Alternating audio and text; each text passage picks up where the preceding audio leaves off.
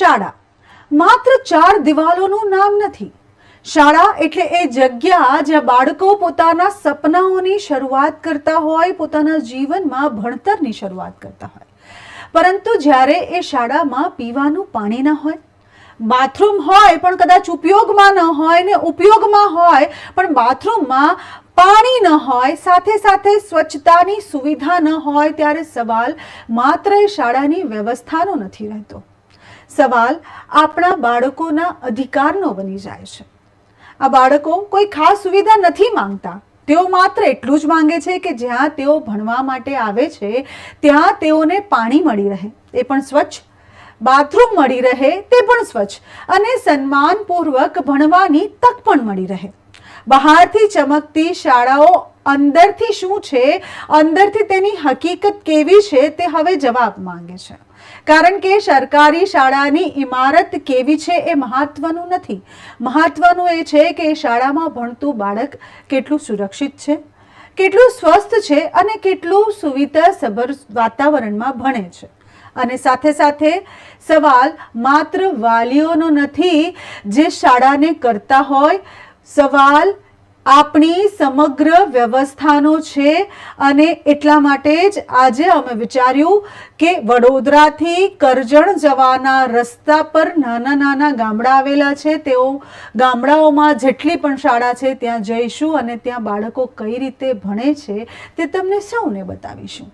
એટલે 4 થી 5 સ્કૂલોમાં અમે વિઝિટ કરી અને સ્કૂલોની હાલત કેવી છે તે તમારી સમક્ષ હવે આગળની સ્ટોરીમાં રજૂ કરવા જઈ રહ્યા છે. વડોદરા તાલુકાના સુંદરપુરા ગામ પાસે અત્યારે અમે આવી પહોંચ્યા છે. અહીંયાની જે સરકારી સ્કૂલ છે તેની પરિસ્થિતિ કેવી છે તે જોવા માટે આવેલા હતા. સ્કૂલની પરિસ્થિતિ સારી છે. સામેની સાઈડ જે છે તે સ્કૂલની જૂની બિલ્ડિંગ છે જ્યાં તાળા લગાવેલા છે, અને મારી પાછળ જે આપ જોઈ શકો છો એ સ્કૂલનું બિલ્ડિંગ છે.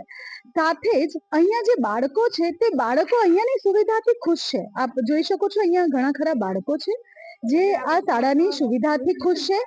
પણ વાત એ છે કે આ સ્કૂલ સુધી પહોંચવા માટે આ જે બાળકો જે છે એ આજુબાજુની ગામના બાળકો છે. તેઓના ગામમાં 1 થી 5 ધોરણ સુધીની સ્કૂલ છે. 6થા ધોરણથી 8મા ધોરણ સુધી ભણવું હોય તો લોકોએ એક ગામથી બીજા ગામ સુધીનો સફર તય કરવો પડે છે. મધ્યમ વર્ગીય પરિવારમાંથી આવતા આ બાળકો છે.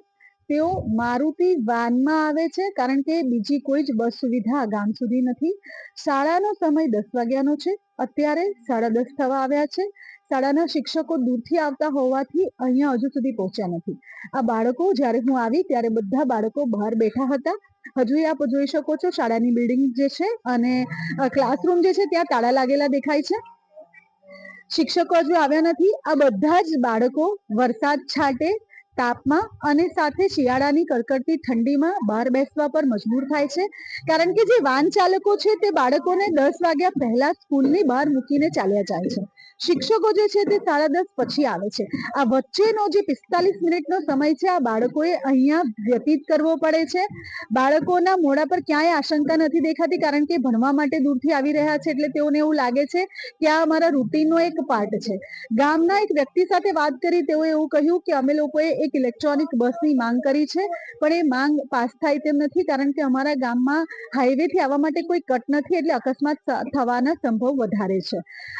એટલા માટે અમે અત્યારે આ બાળકોને આપને બતાવી રહ્યા છે. ઘણા બધા બાળકો હજુ આવી રહ્યા છે.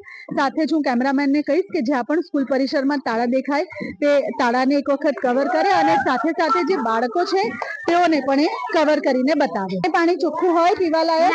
આ જે ટાંકી છે એમાં તમે જોઈ શકો છો કેટલી ગંદકી છે. આ ગંદકી છે, નીચે માટી દેખાઈ રહી છે. એની સાથે તમે એક પાઇપ જોઈ શકો છો જે સફેદ અને લીલા કલરની પાઇપ છે. એ પાઇપમાંથી પાણી ઉપર ખેંચવામાં આવતું અને આ જે બાળકો જે છે તે અત્યાર સુધી આ ટાંકીનું પાણી જે છે તે પીતા હતા.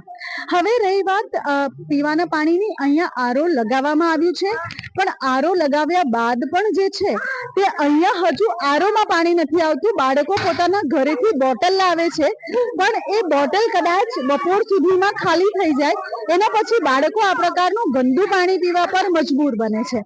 હવે આપને બતાવીશું શાળાનું જે વોશરૂમ છે ત્યાં લઈ જઈશું અને ત્યાં બતાવીશું અહીંયા જે બાળકો છે તેઓની સંખ્યા 150 ની આસપાસ છે. બાથરૂમ માત્ર એક જ છે અને ત્યાં પણ પાણીની તકલીફ છે. તમને બતાવીશું હવે કે અહીંયા લેડીઝ અને જેન્ટ્સ ટોયલેટ જે છે, એટલે કે છાત્રો માટે જે ટોયલેટ બનાવવામાં આવ્યા છે તેની પરિસ્થિતિ કેવી છે. આ જે છે એ કુમાર શૌચાલય એટલે કે બોયઝ ટોયલેટ છે. અંદર હું જઈ નહીં શકીશ, પણ આનો જે મેઇન દરવાજો જે છે એ તૂટેલી હાલતમાં છે. એની સાથે સાથે અંદર જે છે એ ગંદકી છે, એટલે આપણે અંદર જઈ ન શકીએ. સાથે જ હવે હું આપને બતાવીશ કે જે અહીંયા જે છોકરીઓ ભણે છે તેની માટે જે બાથરૂમ છે તેની પરિસ્થિતિ કેવી છે. આ જે છે એ શૌચાલય છે, કન્યા શૌચાલય. તાળા લાગેલા છે કારણ કે શિક્ષક હજુ નથી આવ્યા.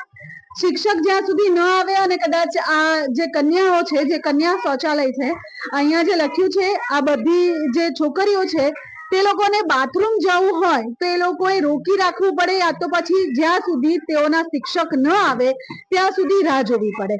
બાથરૂમ છે તેની પાસે નળ અંદરની સાઈડ નથી.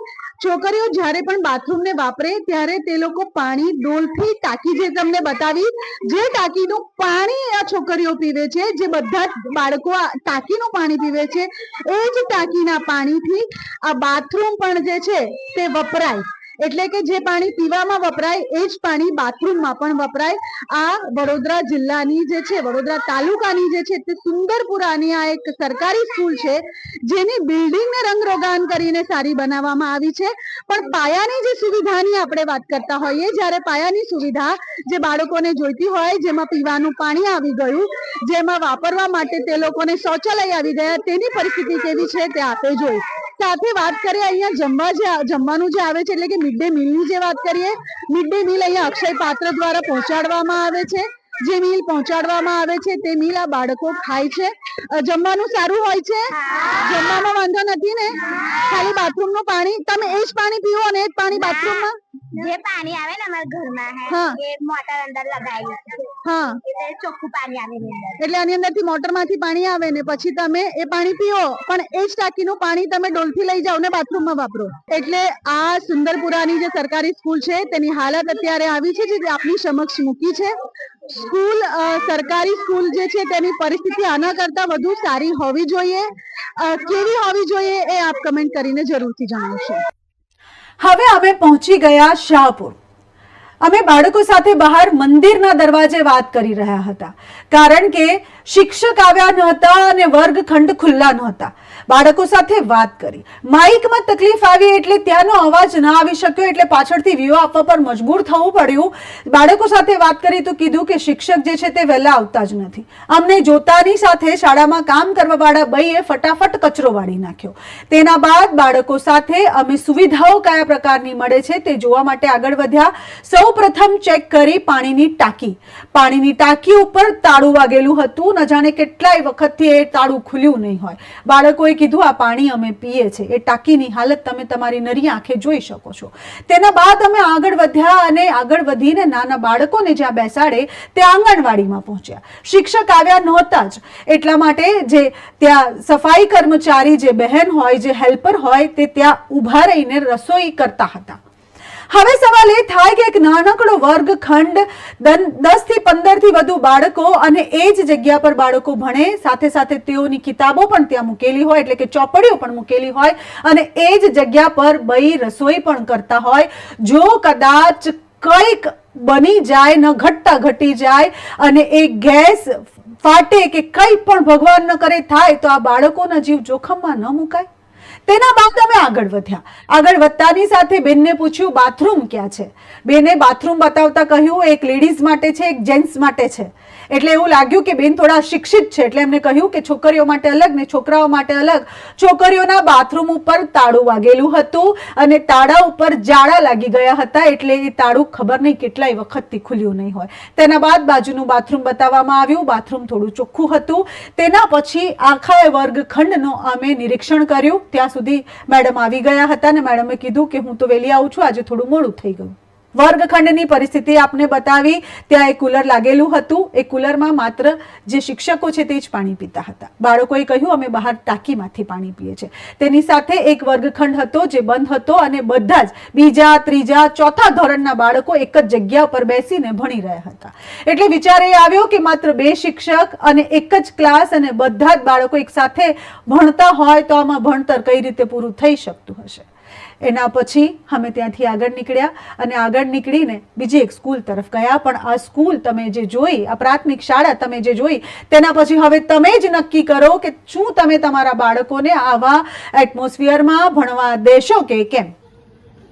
વડોદરા તાલુકાના સલાડ ગામે અત્યારે અમે આવી પહોંચ્યા છે. અહીંયા એક પ્રાથમિક શાળા છે ત્યાં આવી પહોંચ્યા. પણ આવતાની સાથે એક બોર્ડ છે તેના પર નજર પડી. આ શાળા પણ છે, પણ હું કેમેરામેનને કહીશ કે થોડું ઝૂમ કરીને બતાવે. નીચે બાળકો ભણી રહ્યા છે અને ઉપર જે બોર્ડ માર્યું છે એ બોર્ડ માર્યું છે પ્રાથમિક પશુ સારવાર કેન્દ્ર, સલાડ, તાલુકો, જિલ્લો વડોદરા. અને નીચે જે છે તે આપ ક્લાસરૂમમાં જોઈ શકો છો બાળકો ભણી રહ્યા છે. નજીક જઈને પણ આપને બતાવીશું. આ સ્કૂલ જે છે તેની પરિસરમાં કદાચ સમારકામ કરવામાં આવ્યું હશે. બાળકો બહાર પણ છે, અંદર પણ છે. અંદર જઈશું, વાત પણ કરીશું અને પૂછીશું કે આ બોર્ડ જે પશુ સારવાર કેન્દ્રનું છે તે શા માટે લગાવવામાં આવ્યું છે.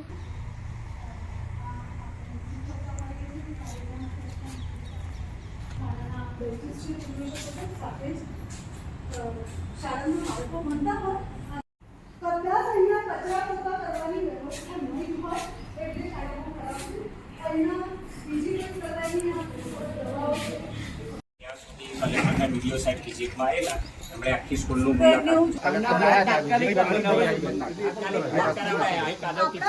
કોઈ કલેક્ટર આવે ને આપણે એની માટે રોડ બનાવીએ, બાળકોની સુવિધા બાળકો માટે બનાવ્યો. બાળકોને કેવું રોજની તમે બહુ સારું કામ કરો છો મેડમ. મને બહુ ગમ્યું, બહુ જબરજસ્ત કામ કર્યું બેન તમારું. અમે મેડમ જરૂરી છે પણ અમારી પરિસ્થિતિ આગળ સુધી પહોંચાડવું છે કે શાળામાં ઉપરથી જેટલું ચાલતું હોય છે કે અહીંયાના શિક્ષકો બી લાચાર છે. લાચાર નહીં પરિસ્થિતિ લાચાર નહીં. ના, ઘણી તમારી નથી. આના પહેલા અમે જે જગ્યા પર જઈને આવ્યા ને ત્યાંના શિક્ષકો બી લાચાર છે કારણ કે એમને એક જ ક્લાસ આપ્યું છે. એક ક્લાસમાં કોણ ભણે? અમારે તો અમે તમને કહીએ અમારી પાસે ત્યાં જેટલા ગામમાં રૂમ બની શક્યતા હતી ને એટલા તો અમે લીધા છે. સરપંચ સાહેબ અમને ખૂબ મદદ કરી પડી, ઝડપી કામ પણ લીધું અને સાથે સાથે અમારું જે 3 રૂમ અહીં લઈએ છીએ એ અલગ અલગ રૂમમાં અમે એક્ઝામ પણ લઈએ છીએ, બાળકોને બેસાડીએ પણ છે, શિક્ષણ કાર્ય પણ ખૂબ સારી રીતે કરીએ છીએ અને પૂરી નિષ્ઠાથી કરીએ છીએ. અને ગવર્મેન્ટ બી ઝડપ મારે છે કામમાં કે બાળકોને અગવડ ના પડે. એટલે અમે એ લાચાર નહીં પણ થોડીક અગવડ છે એમ. અગવડમાં અમે સગવડ કરીને બેઠા છીએ અને ભણાવવાનું નોનસ્ટોપ ચાલુ જ છે. પરિસ્થિતિ જો 3 રૂમમાં વેચાઈ અમે પણ એવું સમજીએ કે બાળકો ગરીબ વર્ગના થાય ને એમને નુકસાન ના નુકસાન ના થવું અને એ અમે પૂરો પ્રયત્ન અમારો રહે છે. પૈસાવાળા હોય એ તો private સ્કૂલોમાં ભણી જાય. અહીંયા કેવું મેડમ, ગામડાના બાળકો ને એટલે ગરીબ છે, રાઠોડિયા, વસાવા, તરવી, એટલે અમને જેટલી એમની લાગણી છે ને અમે અમારા બાળકની જેમ રાખીએ છીએ એમની જોડે. બાળકોને પણ બાળકોને પણ જેટલી મદદ અમારાથી શક્ય હોય ને એટલી બધી જ મદદ એમને ચોપડાથી માંડી બધું જ અપાવડાવીએ. એના થકી અમારું ચૂલો ચાલે. અત્યારે અમે તમે નહીં માનો મેડમ 7 દાતા શોધ્યા અને એક બાળકને 15, 20 ચોપડા મળે એવા પ્રયત્નો એટલે કર્યા. સુધી કે યુનિફોર્મ પણ બાળકોને વડોદરા તાલુકાના રૂવાદ પ્રાથમિક શાળામાં આવી પહોંચ્યા છે. શાળાની પરિસ્થિતિથી પછી વાતચીત કરાવીશું. સૌપ્રથમ અમે દરેક શાળામાં એવું જોતા હોય કે પીવાના પાણીની સુવિધા કેવી છે અને સાથે બાળકો માટે જે શૌચાલય છે તેની સુવિધા કેવી છે. અહીંયા ફરી એકવાર પાણીની ટાંકી આપ જોઈ શકો છો. અહીંયા બધી જ લીલ જામેલી દેખાય છે. એની સાથે આગળ હું કેમેરામેનને કહીશ આગળ આવીને બતાવું. આ જે છે તે પીવાના પાણીની સુવિધા છે. એક નળ છે જ્યાંથી બાળકો પીવે છે. ઉપર ચડીને ફરીથી તમને બતાવવાની કોશિશ કરીશ.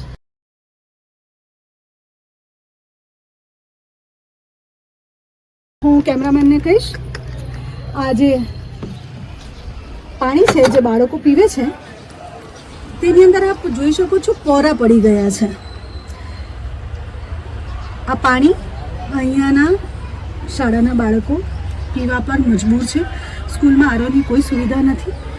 પાણી ગંદુ છે. આ જે પીવાના પાણીની ટાંકી છે ત્યાંથી બાળકો પીવે છે. આ સાઈડ આગળની સાઈડ આપ જોઈ શકો છો શાળાનું પરિસર છે. શાળામાં સાથે સાથે જે છે તે શ્વાન પણ આરામ કરી શકે. આપણે આ સાઈડ આવીશું. પીવાનું પાણી અંદર છે મેડમ. આ પણ એક પરિસર છે. આ શાળા છે, શાળાનું પરિસર છે અને અહીંયા આપ જોઈ શકો બિલ્ડિંગ, તેની સાથે ગુટકા અને બાકી જ બધા જે તમામ પ્રકારના નશા હોય તેના બધા ઠૂંઠા પડ્યા છે અને ગંદકીનું સામ્રાજ્ય આપણે જોઈ શકો છો. આગળ વધીશું, ક્લાસરૂમો તરફ પણ જઈશું અને ભણી રહ્યા છે તે પણ આપણને બતાવ્યું. સાથે અક્ષય પાત્રમાંથી જમવાનું આવતું હશે, કારણ કે આવા ટિફિનો અમે દરેકે દરેક શાળામાં જોયા છે અને તેની સાથે આ જે ચણા અને સુખડી જે આવી છે તે પણ અહીંયા બાળકોને આપવા માટે કદાચ મૂકેલી છે. આપી દીધી છે. બાળકોને ચણા અને સુખડી પ્રાર્થના પછી આપવામાં આવતી હોય છે. સાફ સફાઈની વાત કરીએ તો થોડો સાફ સફાઈનો અભાવ લાગી રહ્યો છે, કારણ કે થોડું ચોખ્ખું હજુ પણ હોવું જોઈતું હતું. અને આ રૂવાદ ગામ છે અને રૂવાદ ગામની આ એક સરકારી શાળા છે જે આપણને અહીં બતાવી રહી છે. શાળામાં આ જગ્યા છે જ્યાં પીવાના પાણીની વ્યવસ્થા છે ને જ્યાં અહીંયા પાણી આવે છે બાળકો માટે, જે બાળકો પી શકે છે. તેની સાથે અહીંયા કદાચ બાથરૂમ આસપાસનું હશે, એટલે અહીંયા શૌચાલયની પણ જે છે તે દુર્ગંધ આવી રહી છે. સાથે જ બાળકો કદાચ કલર કામને એવું કદાચ પેઇન્ટિંગને એવું કરતા હોય, એટલે તેની સાથે પેઇન્ટમેન્ટને એવું પણ દેખાઈ રહ્યું છે. આ સાઈડની જે જગ્યા છે તે અત્યારે ઉપયોગમાં નથી તેમ લાગી રહ્યું છે, કારણ કે પાણી અહીંયા આવે છે પણ કદાચ અહીંયા પ્લેટો જમ્યા પછી ધોતા હશે તેવું લાગી રહ્યું છે. આ સાઈડ આવીશું, અહીંયા ગર્લ્સ ટોયલેટ છે. બાથરૂમની પરિસ્થિતિ હું કેમેરામેનને કહીશ કે કોઈ નથી એટલે આવે. આ જે દરવાજો છે તે તૂટેલી અવસ્થામાં છે, ખૂબ દુર્ગંધ અહીંયા આવી રહી છે, પણ કદાચ શૌચાલય છે એટલે આ પ્રકારની સ્મેલ આવે છે, સ્વાભાવિક વાત છે. પણ તે છતાંય સફાઈનો થોડો અભાવ લાગી રહ્યો છે. આગળ વધીશું. કદાચ હું બોયઝ ટોયલેટમાં જઈ ન શકું, પણ એ છતાંય હું મારા કેમેરામેનને કહીશ કે અંદર જઈને થોડા વિડીયોઝ જે છે તે લઈ આવી શકે છે, તો લઈ આવે.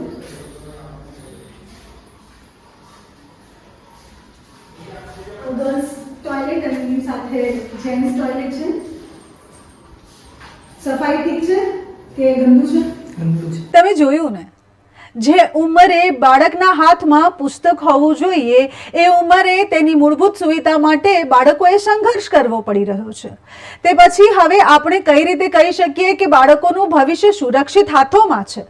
કારણ કે તમે જોયું જ કે કયા પ્રકારની શાળાઓમાં બાળક ભણી રહ્યા છે.